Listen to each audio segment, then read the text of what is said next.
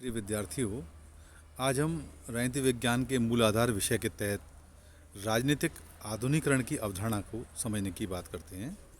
क्योंकि ये कुछ कंसेप्ट्स ऐसे हैं जो परीक्षा में हमेशा आते हैं, चाहे वो राजनीतिक संस्कृति हो, चाहे वो राजनीतिक आधुनिकरण हो, चाहे वो राजनीतिक समाजीकरण हो, चाहे वो राजनीतिक व्यवस्था का सिद्धांत हो।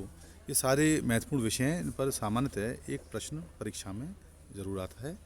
आज इसी क्रम में राजनीतिक आधुनिकरण की अवधारणा को समझेंगे, कंसेप्ट ऑफ पॉलिटिकल मॉडर्नाइजेशन। राजनीतिक आधुनिकरण की संकल्पना उस राजनीतिक परिवर्तन की स्थिति की ओर निर्देश करती है जो विशेषकर आधुनिक काल में यूरोपीय देशों में और फिर हाल ही के वर्षों में विश्व के अन्य देशों में हुआ।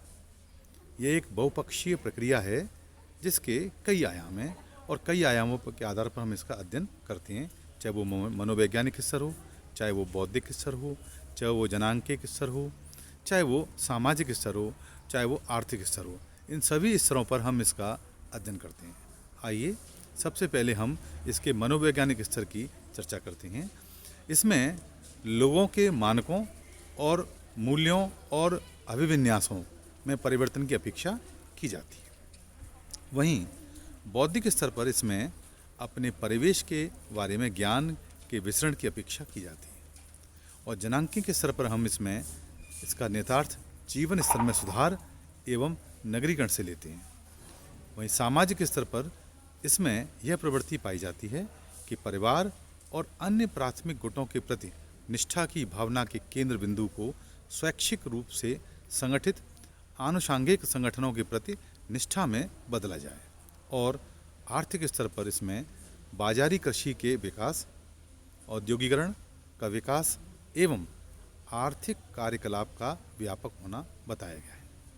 कतिपय कुछ विचारकों का मानना है कि राजनीतिक व्यवस्थाओं को विकास के परिप्रेक्ष्य में देखने के बजाय आधुनिकरण के एक पक्ष के रूप में देखने से राजनीतिक प्रक्रियाओं की वास्तविकताओं की तह तक पहुंचना संभव होगा।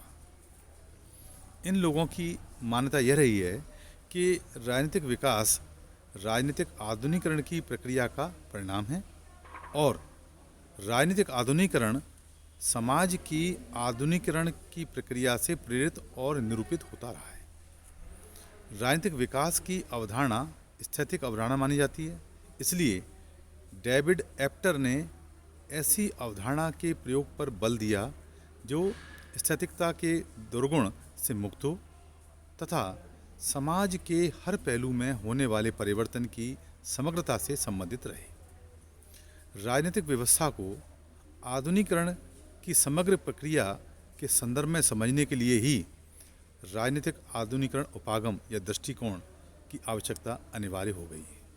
अब हम राजनीतिक आधुनिकरण से वास्तव में अभिप्राय क्या है, उनको बिंदुओं के तहत समझने की बात करते हैं। जो मुख्य बिंदु हैं वो पहला है, आधुनिकरण एक प्रक्रिया है जो साधनों के विवेकपूर्ण प्रयोग पर आधारित है। राजनीतिक आधुनिकरण क्या है? एक प्रक्रिया है जो साधनों के विवेकपूर्ण प्रयोग पर आधारित है।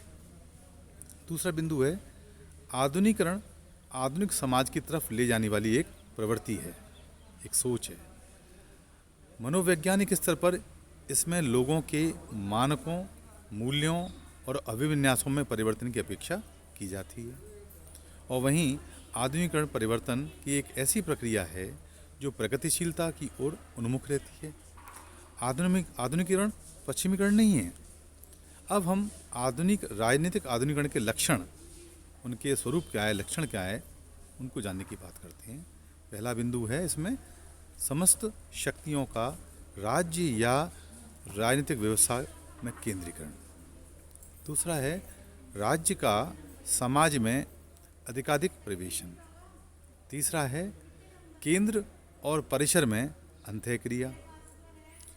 चौथा है सत्ता के परंपरागत स्रोतों का निर्बल होना। पांचवा है राजनीतिक संस्थाओं का विभिन्नीकरण। छठवां जन सहभागिता। और सातवां बृहत्तर आधार वाली नौकरशाही।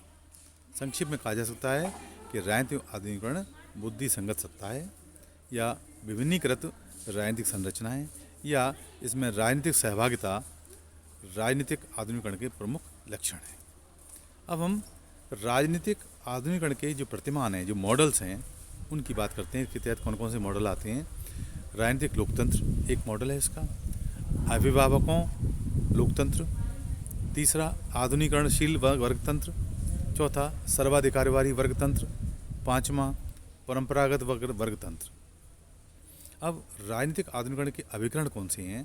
पहला अभिजन और बुद्धिजीवी अभिकरण, राजनीतिक दल और तीसरा सरकार। इस प्रकार मूल्यांकन के तौर पर हम कह सकते हैं कि तुलनात्मक राजनीतिक अध्ययनों में, कंपैरेटिव पॉलिटिकल जो स्टडीज़ हैं, कि अन्य उपागमों से अधिक वृहत्तर संदर्भ से संबंधित होने के कारण राजनीतिक आधुनिकीकरण का उपागम अधिक यथार्थवादी उपागम बन जाता है।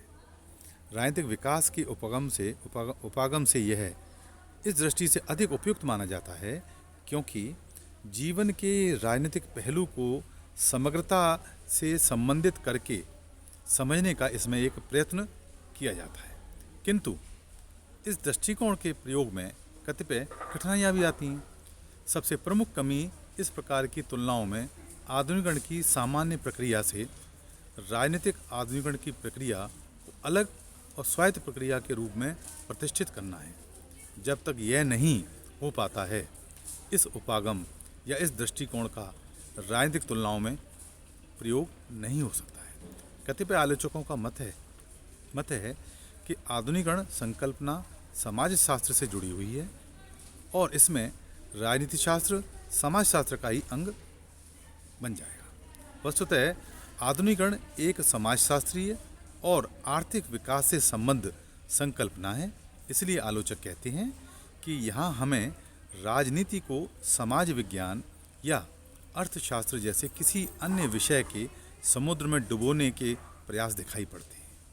फिर भी यह सत्य है कि इसने आधुनिक राजनीति विज्ञान की सीमाओं का विस्तार करके काफ़ी अच्छे परिणाम प्रस्तुत किए हैं और इस प्रकार राजनीतिक विकास की कल्पना के विस्तार के रूप में राजनीतिक आधुनिकीकरण की संकल्पना ने राजनीतिक वैज्ञानिकों की नई पीढ़ी के लिए अधिक अच्छे उपकरणों की व्यवस्था की है ताकि वे आधुनिक राजनीतिक व्यवस्थाओं के वर्गीकरण संबंधी अध्ययन कर सकें। आशा है राजनीतिक आधुनिकीकरण से संबंधित ये बिंदु आपको स्पष्ट हुए होंगे और विस्तार से इसको और ध्यान से पढ़ें क्योंकि परीक्षा में ये एक महत्वपूर्ण विषय है। धन्यवाद।